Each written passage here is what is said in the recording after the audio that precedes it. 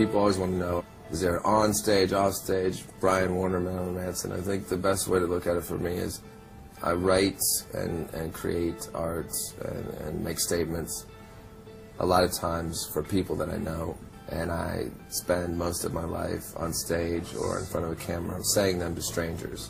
I've decided to, rather than separate myself from the world and decide I'm going to live in a fantasy world, I already do. If anyone at this point is questioning whether I'm crazy or not, if it's an act or not, it's an act of God, or it's a felony, or whatever it is. It is what it is. This is the gig, being me, but it's just Marilyn Manson, and that's just the easy word for it.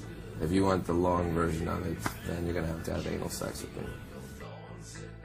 I think people that are already fans of things that I've done can expect what I have now come to realize. I can do things on my own, and Twiggy has done things on his own, but together, no one can do what we do together, and everything happens for a reason, and I believe that more now than ever.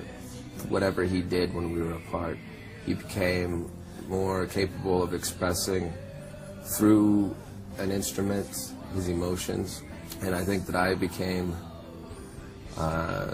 more aware of loss. Eat Me, Drink Me is a record that's hard for me to listen to now, not because it makes me sad. It just reminds me of an era where I was a broken person trying to repair myself, and I was maybe attaching myself to a Shakespearean concept of, if the world can accept me, then you know, I'm in love, and let's die together. And now I look back at that as cowardice. And the album begins with the song Devour, and that song was very hard to get to. Making the record was very easy once it was flowing. Making the music, we didn't even unpack our clothes when we started writing the music. We wanted it raw. Everything was initial instincts, first takes, no second guessing. If it happened, why question it? Why rethink it? And the attitude of, what are they going to do, return it? What are you going to do, punish me? Is there something worse than where I'm at now that could happen?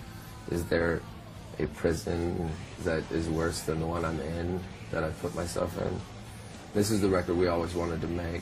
Devour is a song that I questioned putting it first because it's so raw. It's me telling the story about essentially what would have happened about 3 days before I sang it, which is a murder-suicide, which is the coming off of Eat Me, Drink Me. I can't make this world work. I can't make love work. So you say you want to die with me? Okay, let's go. But I'll kill you first because I don't trust you.